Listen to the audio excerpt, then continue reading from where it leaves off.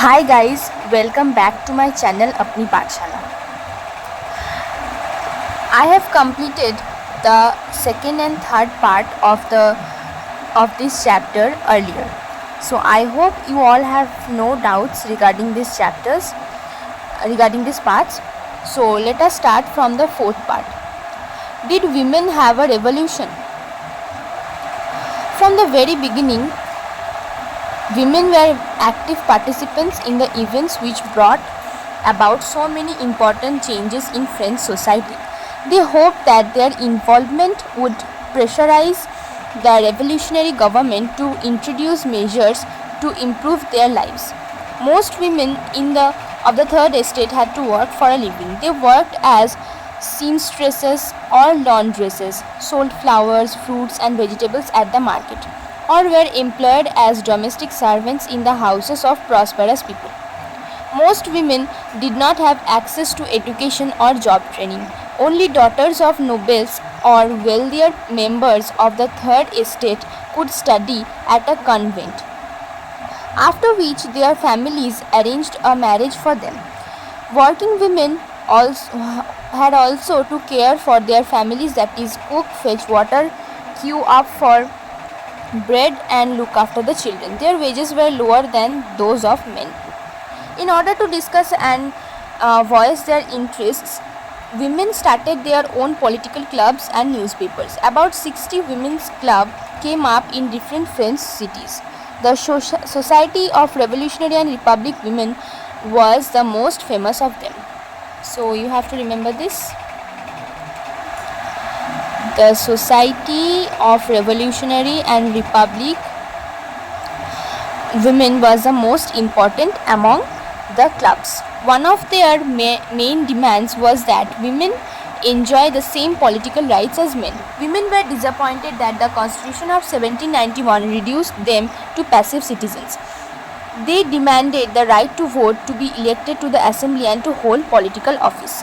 Only then, they felt, would their interests be represented in the new government. In the early years, the revolutionary government did introduce laws that helped improve the lives of women. Together with the creation of state schools, schooling was made compulsory for girls. Their father could no longer force them into marriage against their will. Marriage was made into contract entered into freely and registered under civil law. Divorce was made legal and could be applied for by both women and men. Women would now train for jobs, could become artists and run small businesses. Women's struggle for equal political rights, however, continued. During the Reign of Terror, the new government issued laws ordering closure of women's clubs and banning their political activities. Many prominent women were arrested and a number of them executed. Women's movement for voting rights and equal wages continued through the next 200 years in many countries of the world. The fight for the vote was carried out through an international suffrage movement during the late 19th and early 20th centuries. The example of the political activities of French women during the revolutionary years was kept alive as an inspiring memory. It was finally in 1946 that women in France owned the right to vote. You should remember the name Olympe de Gouges. She was one of the famous revolutionary women among the French women who actually fought for the rights of women. So here is a picture of Persian women on their way to horses. Means they also tried for their demand like same treatment as men.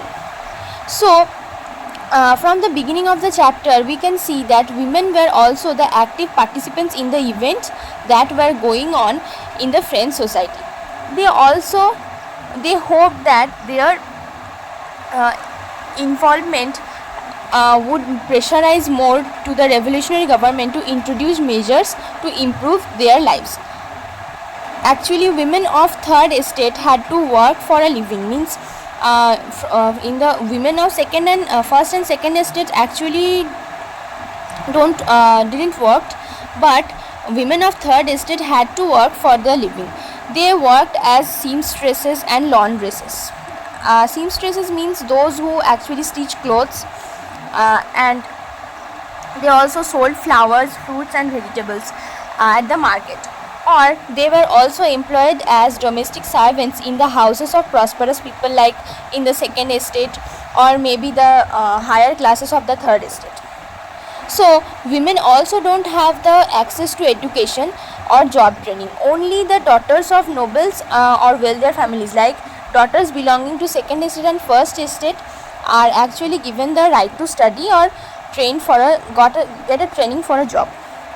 So and after that they are married according to the choices of their family. But working women also had to care for their families, like cook for them, fetch water, queue up for bread, and also look after their children. And eventually their wages are lower than men. So here comes the inequality that was introduced much earlier, and now also we can see in many sectors that women are given less wages than men. Okay, so in order to discuss and voice their interests, women also started their own political clubs and newspapers to come up with their demand. So about 60 women's clubs were there in different French cities. So one of them was the Society of Revolutionary and Republic Women, which you have to remember this, the most famous one. And one of their demands were they should also enjoy the same political rights as men. They were very disappointed that the Constitution of 1791 actually reduced them to passive citizens, and they demanded the right to vote, to be elected to the assembly and hold the political office. Only then they would feel that their interests were represented in the new government. In the early years of the revolutionary government did introduce laws that helped to improve the lives of women. So during the revolutionary government there were laws that were introduced to improve the lives of women. Together with the creation of state schools, schooling was made compulsory for all girls. Means no matter from what estate they belong, schooling was made important and compulsory. Their father could no longer actually force them to marry against their will, and marriage had now become a contract under the civil law, which is freely registered. And divorce was made legal, that is, it can be applied by both the parties, like men or women. And now women could have training for jobs and could become artists or run small businesses. Women's struggle for political rights continued. Okay, so this is still continuing, like in no matter what kind of government is there, no matter what kind of laws are there, but this thing is still going. Women's struggle for equal political rights, and this struggle should go on. During the reign of terror, the new government issued laws that ordered to shut down all the women's clubs and ban their political activities. So many prominent women were also arrested, and many of them were also executed. So we all know that what was the reign of terror. I have already discussed in the earlier video that it was a time when the whole France was in a fear, like what will happen to them next, because they are totally confused about the Robespierre's government and its rules. So that's why they were very scared, and that is why the whole reign of Robespierre is termed as reign of terror. Women's movement for voting rights and wages continued till 200 years in many countries of the world. Can you imagine 200 years? Like many women we can see if we search in our history that many women spent their whole life demanding the same voting rights and equal wages for them. Like, it is quite struggling for the women section, that even though we are very important to the society, but it doesn't represent us, or it doesn't give us the same respect that we need actually. So the fight for vote was carried through international suffrage movement. Means the fight for the vote was actually carried through international suffrage. Means all the country women from all the countries actually protested against these laws, and they made it.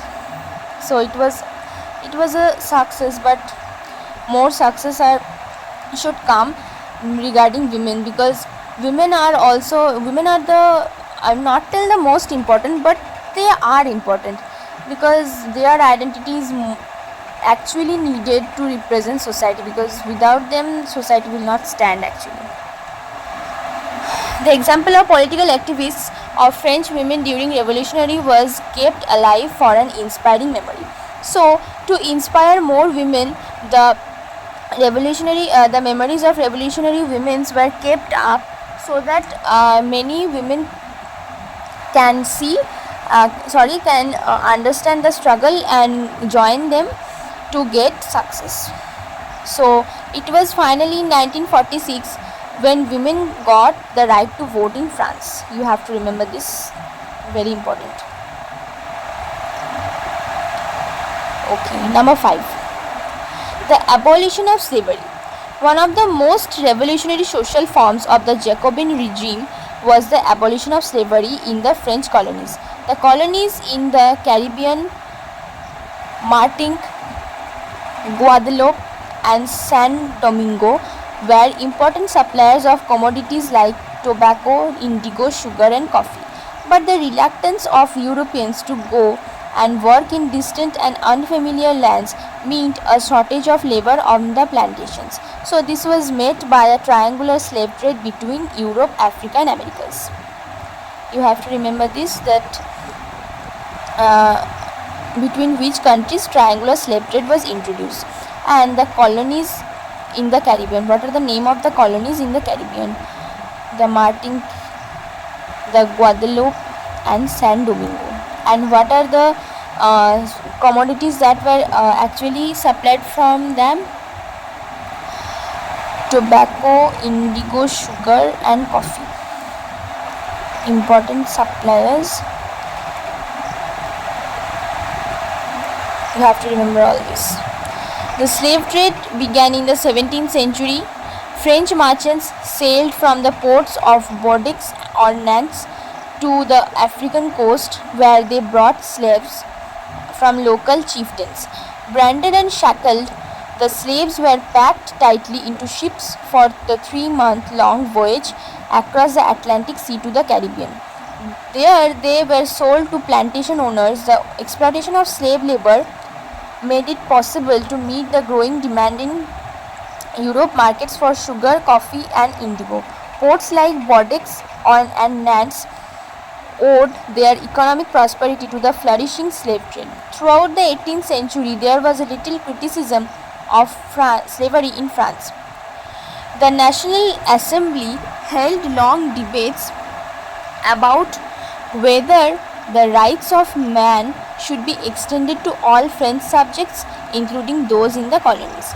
But it did not pass any laws, fearing opposition from businessmen whose income depended on the slave trade. It was finally the convention which in 1794 legislated to free all slaves in the French overseas possessions. This, however, turned out to be a short-term measure. 10 years later, Napoleon reintroduced slavery. Plantation owners understood their freedom as including the right to enslave African Negroes in pursuit of their economic interests. Slavery was finally abolished in French colonies in 1848. You have to remember this, when French colonies abolished slavery. So here is a term that is African Negroes. You must know what it is. A term used for the indigenous people of Africa south of the Sahara. It is a derogatory term not in common use any longer. So Negroes are mainly used for the indigenous people who lived in Africa to the south of Sahara. So the most revolutionary social reform that was introduced in Jacobin regime was the abolition of slavery in French colonies. So the colonies in the Caribbean, Martinique, Guadeloupe and San Domingo were very important suppliers of commodities like tobacco, indigo, sugar and coffee. But the reluctance of Europeans to go and work in the far places and unfamiliar lands also meant that there are shortages of laborers on the plantation. So this shortage was made to figure out by triangular slave trade that took place between Europe, Africa and the Americas. The slave trade began in the 17th century. When did slave trade begin? It began in the 17th century. French merchants sailed from the ports of Bordeaux and Nantes. So what were the names of the ports from which French merchants sailed? Bordeaux and Nantes to the African coast, where they bought slaves from the local chieftains. So they hired slaves, they actually buy. They generally buy, not hire. They generally bought slaves from the local chieftains. So the slaves were actually beaten, tortured, and they were tightly packed into the ships for 3 months long trip across the Atlantic to the Caribbean. Means, see how harsh are they among the slaves. Like they are tortured and beaten up, and now they are tightly packed into the ships and they were taken into 3 months long trip across the Atlantic and the Caribbean. They were sold to plantation owners, and after this long 3 months trip they were now sold to the plantation owners. The exploitation of slave labor actually made it possible to the growing demand in European markets for sugar, coffee and indigo. So as they brought more and more slaves, so there was no chances that plantations will not take place, because if you hire more and more workers, then your work will go on more firmly. That's why there was an increase of sugar, coffee and indigo in the market. Port cities like Bordeaux and Nantes actually owed much economic prosperity because of flourishing slave trade. These ports are very famous because they are very economically famous because they actually are flourishing because of slave trade. So throughout the 18th century there was little criticisms about slavery in France. The National Assembly also held many long debates that the rights of men should be extended to all French subjects, including those that are in colony. Means all of the men, whether they are slave or what, their rights should be extended to all French subjects. Means they should not be under any plantations, or should not be under any any men who can sell them. But it did not pass any law that if opposition occurs, then businessmen whose incomes were totally demanded from slave trade would not help the government to run. So it was finally the convention which took place in 1794 legislated the laws to free all the slaves in the French overseas possessions. So in the convention in 1794, it legislated laws to free slaves in all the French overseas possessions. This, however, turned out to be a very short-term measure because 10 years later, when Napoleon came, he again reintroduced slavery. Plantation workers now understood that they also can get freedom as the right to enslave African Negroes in pursuit to economic interests. And the slavery was finally got abolished in the French colonies in 1848.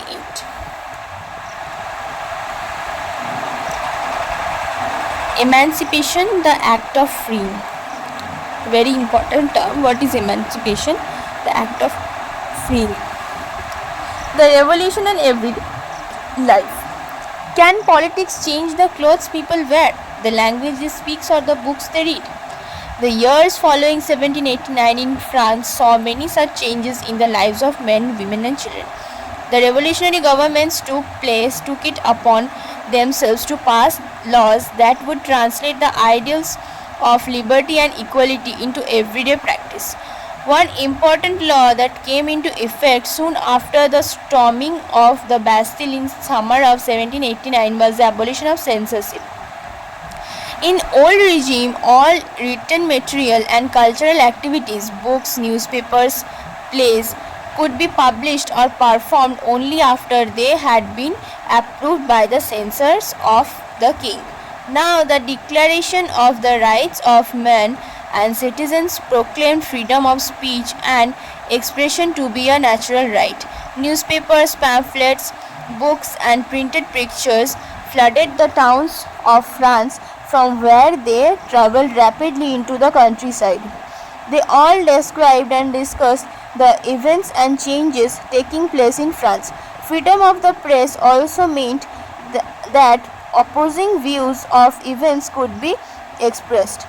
Each side sought to convince the others of its position through the medium of print, plays and songs, and festive processions attracted large number of people. This was one way they could grasp and identify with ideas such as liberty or justice that political philosophers wrote about at length in texts which only a handful of educated people could read.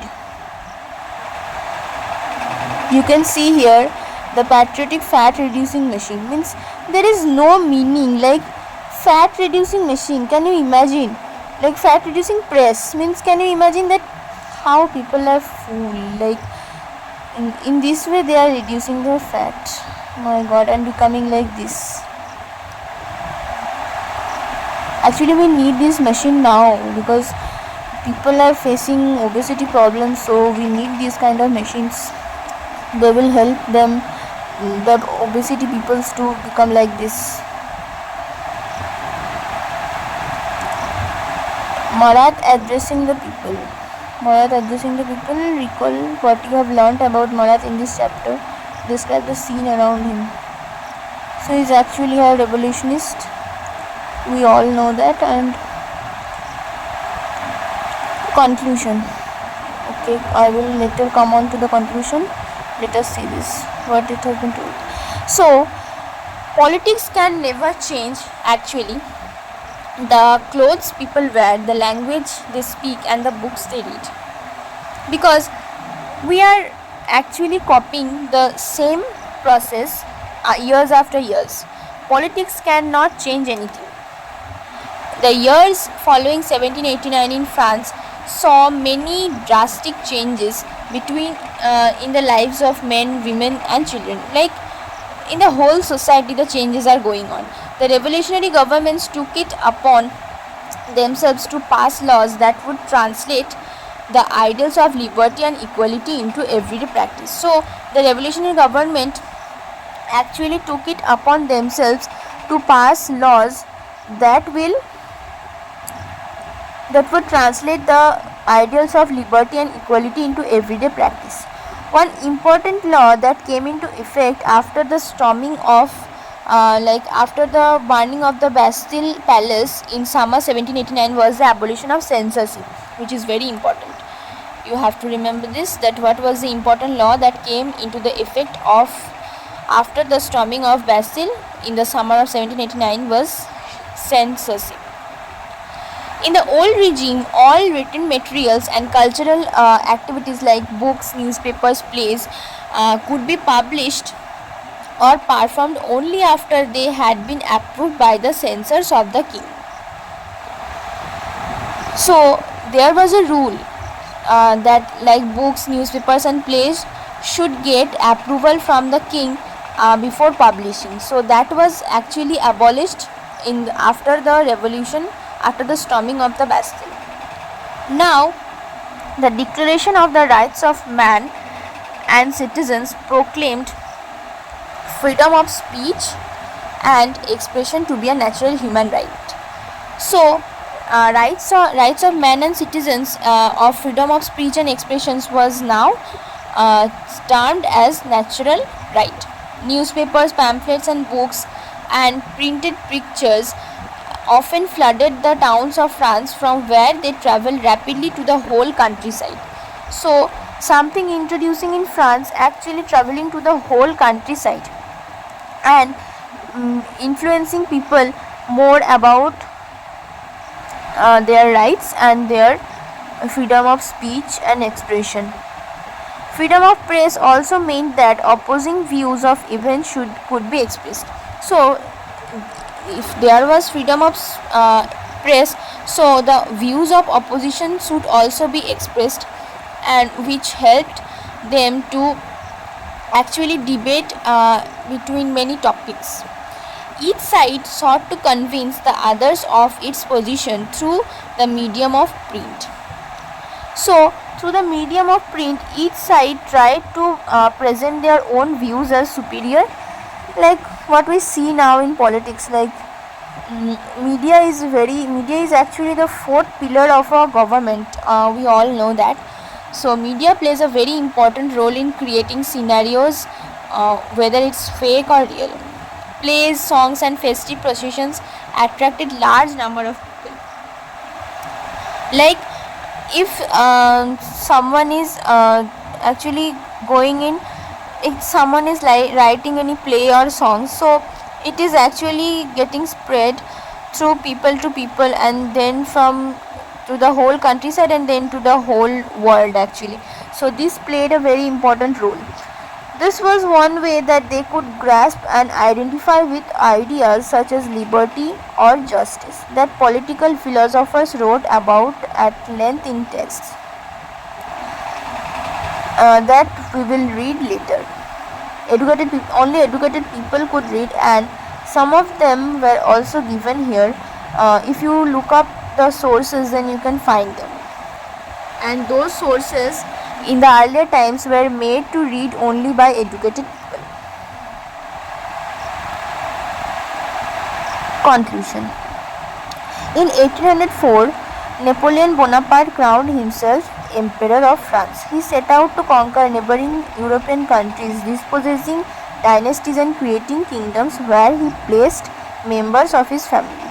So in 1804, Napoleon Bonaparte crowned himself as the Emperor of France, and he set out to conquer other European countries, dispossessing all his dynasties and creating kingdoms where he placed his family members, so that the areas will be under his control. Napoleon saw his role as a modernizer of Europe. He saw himself as the modernizer, or as a what I will tell, as a creator, or as a modifier of Europe. Let it be as a modifier. So he introduced many laws such as the protection of private property. So which laws are introduced by Napoleon Bonaparte? Protection of private property and uniform system of weights measures provided by the decimal system. Initially, many saw Napoleon as a liberator who would bring freedom for people. So because of his these features, that he introduced laws, many people saw him as a liberator, that he would bring freedom to them. But soon the Napoleonic armies came to be viewed everywhere as an invading forces. So after that, Napoleonic armies were saw as invading forces in many areas. He was finally defeated at Waterloo in 1815. In which war he was defeated at Waterloo in 1815. Many of his measures that carried the revolutionary ideas of liberty and modern laws to other parts of Europe had an impact on people long after Napoleon had left. So, the ideas of liberty, revolutionary ideas of liberty and modern laws were now also present in many parts of Europe because of Napoleon. The ideas of liberty and democratic rights were the most important legacy of French Revolution. So, the idea of liberty and democratic rights were the most important legacy of the French Revolution. You must remember this, that what were the important legacy of French Revolution. These spread from France to the rest of Europe during the 19th century, where feudal systems were abolished. Colonized peoples reworked the idea of freedom from bondage into their movements to create sovereign nation state. Tipu Sultan and Raja Rammohun Rai are two examples of individuals who responded to the ideas coming from revolutionary France. So, the ideas of liberty and democratic rights that was spread from France to the rest of the Europe during 19th century also abolished the feudal system throughout the Europe. The colonized people reworked the idea of freedom and bondage into their movements to create a sovereign nation state. Tipu Sultan and Raja Rammohun Roy are two examples of individuals who responded to the ideas coming from revolutionary France. So here our chapter ends, and we can see that there are many questions in the last, and I hope you all know that these questions and answers are actually given in the ncrt.com or in learncbse.com, and there also you can get many extra questions, MCQs, everything like short answer type question, long answer type question.